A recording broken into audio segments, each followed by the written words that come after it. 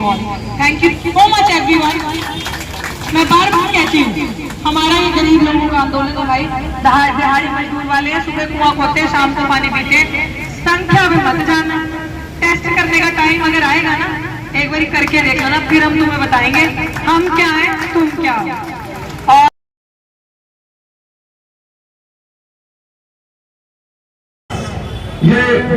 नमस्कार, मैं चंदन।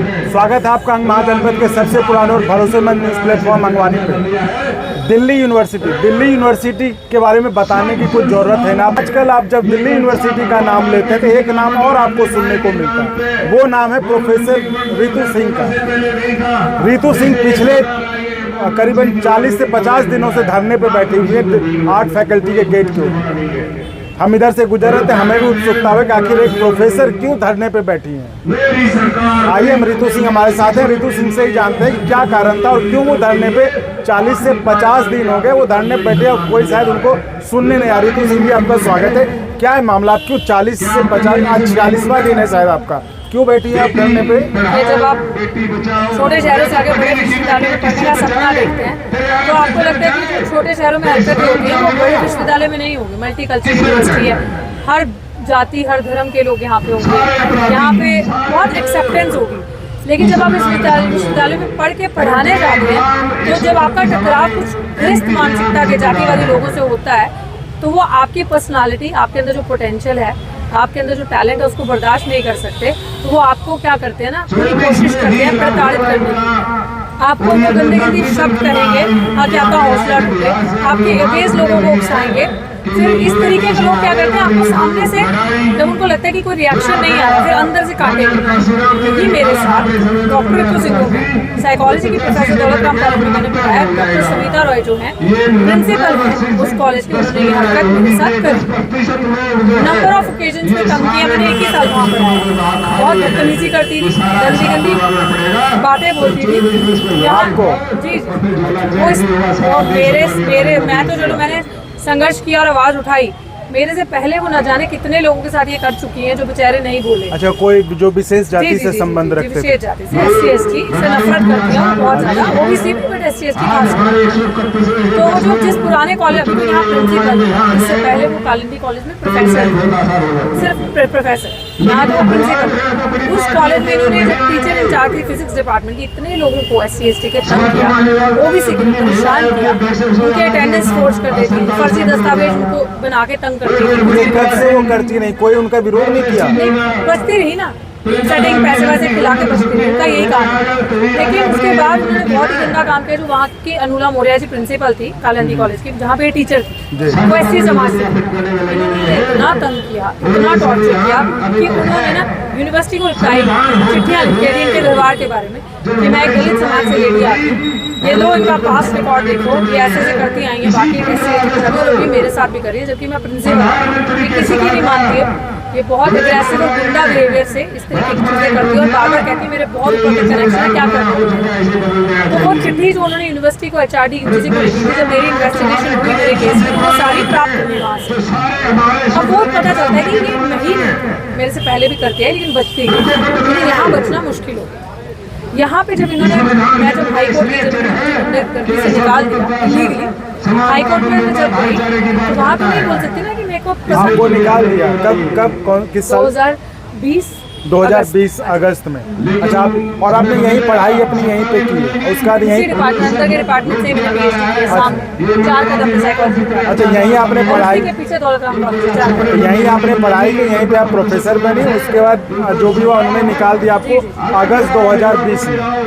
उसके बाद मैं कोर्ट में गई कि इलीगली निकाला, और कोर्ट का टाइम है, वैसे भी MHA की गाइडलाइन से किसी टीचर को, किसी भी एम्प्लॉय को निकालोगे तो वो अपने आप को समझती थी मैं सब मैनेज कर लूँ।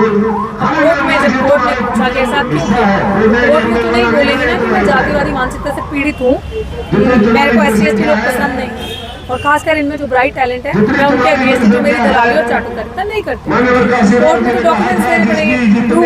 तो कोर्ट में उन्होंने झूठी चिट्ठी बना के बच्चों की एक चिट्ठी बनाई और मेरे खिलाफ लगाई कि ये सबूत दिया अपने एक्शन को जस्टिफाई करने के लिए। मैंने क्यों निकाला कि ये टीचर अच्छा पढ़ाती नहीं है, टॉपिक पे नहीं रहती, इधर उधर की बात करती है, दलित नॉन दलित क्लास में करती है, बच्चों का नाम लेके। अच्छा, आपका ग्राउंड ये क्या अच्छा नहीं पढ़ाती खरी है तो ये इन्होंने ग्राउंड बनाया, ये इन्होंने जो बना के दिया। कोर्ट में। हाँ, तो जब वो हमारे सामने जज ने भी पूछा तो हमने आर्ग्यू किया कि एक चिट्ठी के बेसिस पे आप कैसे निकाल सकते हैं, कोई नाम नहीं बच्चों का, कुछ नहीं, कुछ तो होगा, सपोर्ट कैसे करोगे, तो कोई भी लिख सकता है। ड्यूरिंग दैट कमीशन में भी केस चल रहा था, इन्होंने अपने उस एक्शन को जस्टिफाई करने के लिए 2 पेज 35 बच्चों के नाम और साइन करके लगा दिए, साथ जस्टिफाई करने के लिए, क्योंकि एनोनिमस चिट्ठी के बेसिस पे नहीं होता। वो जो 35 बच्चों के जब मेरे सामने वो संज्ञान में आया तो वो मैंने देखा कि बच्चे तो मेरे पढ़ाए हुए ही नहीं। तो कमीशन में भी मैटर चल रहा था तो मैंने उनके पास रिप्लाई आया, दोनों को मिसलीड। अच्छा, मतलब दोनों बच्चे वो जो जिन्होंने साइन किए थे वो मतलब आपके कभी क्लास ही नहीं आए थे? वो कैसे पता चला? मैं तो कह ही रही थी, मैंने तो कमीशन में कहा, कोर्ट में कहा ये फ्रॉड। FIR दर्ज हुई SC/ST एक्ट में, जो SC/ST केस में FIR दर्ज हुई उस फ्रॉड चिट्ठी के बेसिस पे, ठीक, फ्रॉड चिट्ठी के बेसिस पे। तो बाद में पता चलता है जब इन्वेस्टिगेशन दौरान आईओ इन्वेस्टिगेट करता है, आईओ ने कॉलेज से डेटा मांगा कि डॉक्टर ने जिन बच्चों को पढ़ाया उनका डेटा दीजिए, 1 साल के कारण 1 ही साल पढ़ाया। अच्छा, इतना जांच हुआ आगे डेटा दीजिए। तो वो जो मेरे पढ़ाए हुए 1 साल के बच्चे, वो बच्चे मेरे पढ़ाए तो है ही नहीं, उन्होंने पूरे कॉलेज का डेटा मांगा, पूरे कॉलेज में वो बच्चे नहीं। अच्छा। उस नाम के तो कहाँ है, भूत है, किसने लिखे? तो उसी के चलते हुए जब आईओ ने इन्वेस्टिगेशन के दौरान प्राप्त किया कि इतना बड़ा फ्रॉड है, आप धाराएं पढ़िएगा, मैं आपको दूंगी, आप धाराएं देखिए, जिन धाराओं में इन पे चार्जशीट हुआ है वो धाराएं नॉन बेलेबल है। खिलाफ चार्जशीट है, चार्जशीट भी हो गया, वो धाराएं नॉन बेलेबल है। वो धारा SC/ST के एक्ट के अंतर्गत उसके अंदर 6 महीने से पहले बेल नहीं है, और किसी धारा में 2 साल की सजा, किसी में 7 साल की सजा। फिर भी यही DCP मॉरस नगर के उन्हें अरेस्ट नहीं कर रहे, क्योंकि सब मिले हुए हैं, ऊपर के लेवल कमिश्नर पुलिस तक मिले हुए हैं, और यही जो वाइस चांसलर साहब उन्हें अरेस्ट नहीं, सस्पेंड नहीं करे, वो अरेस्ट नहीं करे या सस्पेंड नहीं करे। तो ये मामला क्या है? अब एक निर्दोष बेगुनाह सड़क पे नहीं बैठेगा तो कहाँ बैठेगा अपनी गुहार लगाने के लिए? लो, मैंने इतना भी कर दिया, पुलिस ने चार्जशीट जमा करवा दी। और SC/ST एक्ट जब किसी पे लगता है भाई साहब, तो आप चार्जशीट कोर्ट में तब तक जमा नहीं करवा सकते जब तक आप जो अपराधी है उसको अरेस्ट नहीं करेंगे। आपको पहले अरेस्ट करना है, फिर चार्जशीट देनी है, क्योंकि SC/ST एक्ट पे कोई और जजमेंट नहीं लगती, स्पेशल एक्ट है। उस स्पेशल एक्ट के अपने प्रोविजंस होते हैं, तो वो प्रोविजंस ये कहते हैं कि आपको पहले इनको अरेस्ट करना है, फिर तो ये इस तरीके से पूरा सिस्टम मिलके काम कर रहा है। आप रेगुलर टीचर यहाँ पे थी ना? एडहॉक बेसिस पे, एडहॉक रेगुलर ही होता है किस्म अच्छा, से, रेगुलर ही क्योंकि एडहॉक को आप रिप्लेस और रिमूव नहीं कर सकते जब तक परमानेंटली वैकेंसी हो। आप एक एडहॉक को एडहॉक से रिमूव नहीं कर, लेकिन मेरे केस में उन्होंने मुझे हटा के दूसरे एडहॉक को रखा। वो भी एक अनदर एक कॉन्स्टिट्यूशनल तरीके से देखा जाए तो वो बहुत बड़ा अपराध है जो इन्होंने किया है। तो मैंने कहा ना, वो बचती आई हैं, लेकिन ये उनके गले की हड्डी हुई है। अब आप जब उनसे पूछेंगे, मैं तो चाहती हूँ आप उनसे पूछें कि इतनी बड़ी अपराधी, वो बताती है ना मेरे बहुत बड़े कनेक्शन है, मैं बहुत ऊपर तक हूँ, RSS में मेरे कनेक्शन है, तो मेरे बहुत बड़े कनेक्शन है। तो 1 मिनट वेट करिए, मेरे बहुत बड़े कनेक्शन है, तो इसलिए ये सारा मामला आप जब उनसे पूछेंगे तो पूछेगा कि इतना गुंडी व्यवहार वाली, इतनी बड़ी क्रिमिनल, इतनी बड़ी धारा है मैडम आप पे, आप बाहर कैसे हैं? पूछेगा तो वो बताएंगे कि मैं सबको सेट कर लेती हूँ, सब जगह पैसा खिलाती हूँ, और सब जगह हमारे अपने, क्योंकि मैं एक चोर हूँ और DU एडमिनिस्ट्रेशन में सब चोर हैं, तो चोर चोर मुसेरे भाई हैं। अगर मेरा गला कटेगा तो मैं 10 का और नाम लूँगी, मैं बताऊँगी इसमें ये रजिस्ट्रार भी शामिल है, VC भी शामिल है, क्योंकि ये FIR रजिस्ट्रार पे भी सेम FIR उन पे कार्रवाई चल रही है। सेम FIR SC/ST रजिस्ट्रार पे कार्रवाई चल रही है, लेकिन डॉक्यूमेंट्स प्रोड्यूस किए हैं, नहीं कार्रवाई उन पे चल रही, इन पे नहीं हो रही। इन पे हो गई ना, इन पे हो गई तो चार्जशीट जमा हुई, तो आईओ ने सपोर्ट करके रजिस्ट्रार का नाम कोशिश किया कि ना आए बीच में, तो जज ने पकड़ लिया। जज ने कहा, कोर्ट में जब गया तो कोर्ट ने कहा कि भैया ऐसा कैसे, या तो किया या नहीं किया, ऐसा खाली कैसे छोड़ दो? वो कार्रवाई भी चल रही है। आप एक चीज़ ये बताइए, ठीक है इन पे कार्रवाई नहीं, और वो हम कोशिश करेंगे उनसे संपर्क करने की, बात करने की। आप यहाँ पे क्या हमेशा 24 घंटे ही आपका धरना चलता है? सॉरी, मैंने सुना। या आपका 24 घंटे धरना चलता है? धरना जी जी जी, इंडेफिनिट, अनिश्चितकालीन धरना है। तो क्या आगे सोचा, ये सुनेंगे नहीं सुनेंगे, फिर क्या? ऐसी तैसी नहीं सुनेंगे, हमें सुनवाना आता है, हमें तो अपने पे विश्वास है। हमें चोरों से थोड़ी ना एक्सपेक्ट करेंगे हमें न्याय दोगे, चोर कब से न्याय देने लगे? वो तो सब क्रिमिनल चोर एक साथ हैं, तो हमें तो न्याय लेना है ना, हमें काम करवाना है और हमारे पास पूरी स्ट्रैटेजीज है। हमारी सेंट्रल कमेटी डिसाइड करती है मिशन सेव कॉन्स्टिट्यूशन की। आपकी सेंट्रल कमेटी मतलब आप लोगों ने, हमारे संगठन की मिशन सेव कॉन्स्टिट्यूशन की सेंट्रल कमेटी है, वो एक्शन डिसाइड करती है आगे क्या करना है, जिसके कन्वीनर महमूद प्राचा जी हैं। अभी सब बिगिनिंग, इसके बाद आप देखिएगा अंजाम क्या होता है। हमने 5 तारीख को अक्टूबर को बहुत बड़ा हमारा प्रदर्शन था, हमने इनको दिखा दिया कि हमें हल्के में ना ले। अभी हम आगे आपको वो ट्रेलर था, पिक्चर वो हमने सुना भी, आपने कहा हम बार बार यही कह रहे हैं, एग्जैक्टली हम बार बार यही कह रहे हैं, शुरुआत इन्होंने करी, खत्म हम करेंगे, इसको अंजाम तक हम लेके जाएंगे। क्योंकि हमेशा सत्य को जितना मजबूर करोगे उतना मजबूत होता जाएगा और हमारे पास सच के सिवा कुछ नहीं है। मैं बार बार ये चीज़ कहती हूँ कि इन लोगों को शायद एहसास नहीं था, बेईमानों को लगता है सब चीज़ बेईमानी से हो सकती है, सब चीज़ों को खरीदा जा सकता है। डरा धमका लो, मैं कह रही हूँ आजमा के देख लो, कोई डर धमकी नहीं जो हमें डरा सकती है, कोई करेंसी नहीं जो हमें खरीद सकती है। इसीलिए हमारा नारा है नौकरी नहीं न्याय चाहिए। तुम्हारी औकात नहीं है, तुम हमें नौकरी दो।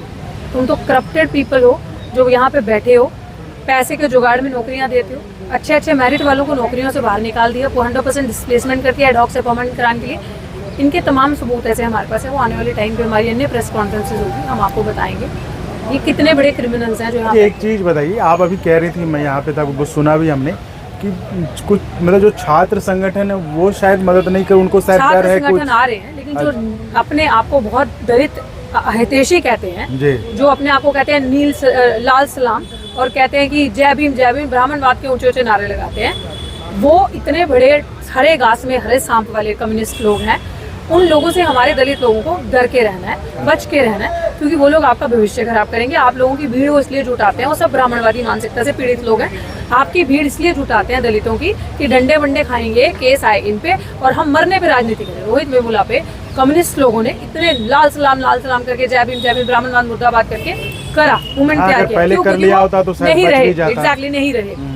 इनको राजनीति करनी है। और दिल्ली विश्वविद्यालय में ये जो लेफ्ट तबका है, जो कम्युनिस्ट तबका है, ये राजनीति करता है। इनके छात्र संगठन भी और इनके टीचर्स के संगठन भी, ये लोग बहुत डिप्लोमेटिक, बहुत चालाक लोग हैं। ये लोग देखते हैं कि दलित आदिवासी जब मरे तो उनके ऊपर राजनीति करे और उनकी हीरो पंथी चमके, तो ये लोग वो छुपे हुए नहीं वो नहीं है, क्योंकि यहाँ पे तो जीवित हूँ ना मैं, और मैं खुद एक बुलंद आवाज हूँ। तो इनको पता है कि अगर इनके साथ मिले और हमने वही दलाली यहाँ पे करी जो मरने पे करते हैं हम बच्चों के, तो हम एक्सपोज हो जाएंगे। तो वो डर के मारे यहाँ नहीं आ रहे, क्योंकि उनकी गंदी ओछी राजनीति यहाँ एक्सपोज हो जाएगी। पर यहाँ से एक बहुत अच्छा मैसेज आ रहा है हमारे बच्चों को, हमारे समाज के लोगों को, कि अगर कोई तुम्हारा अपना है तो वो नीला झंडा है, नील सलाम तुम्हारा अपना नारा होना चाहिए। अम्बेडकर का नाम वो एक नारा लगाएंगे, लेकिन तुम्हारा अपना मंच ये है, वो नहीं। अच्छा, यहाँ से मतलब नीला बिल्कुल यहाँ, क्योंकि नीला झंडा जो है अम्बेडकर ने बात की, संविधान बात करता है भाईचारे, बंधुता, समानता की। वो इन्होंने अम्बेडकर को सिर्फ दलितों का नेता बनाया, लेकिन वो सबके नेता है। तो मतलब आपको 2-3 फ्रंट पे लड़ाई लड़नी पड़ रही है ना। एक तो आपका जो है यूनिवर्सिटी का वो है प्रोफेसर प्रिंसिपल जो है वो है, उसके बाद आपको एक जो आप लाल और नीला का है। नहीं, लाल और नीला नहीं, वो लाल और नीले से हमारी लड़ाई नहीं है। हमारी लड़ाई है कि हम अम्बेडकरवादी हैं, हमारे मूर्ख मत बनाओ, हमारे बाबा साहब का नाम इस्तेमाल मत करो अपनी मार्केटिंग के लिए, हमारे बच्चों को इस्तेमाल मत करो अपनी भीड़ दिखाने के लिए, इस्तेमाल मत करो पॉलिटिकल गेम्स। जब तुम जीते जी उनके बच्चों के साथ नहीं खड़े हो सकते, जब वो कह रहे हैं जातिगत भेदभाव का शिकार हैं, उनका साथ नहीं दे सकते, तो हमारे बच्चों के मरने पे आके राजनीति मत करो, ये कह रहे हैं। तो धन्यवाद रितु सिंह जी, आप बात करने के लिए। भगवान करे आपको सफलता मिले आपके आंदोलन में, आपकी लड़ाई में। धन्यवाद, बहुत शुक्रिया, आते रहिएगा सर।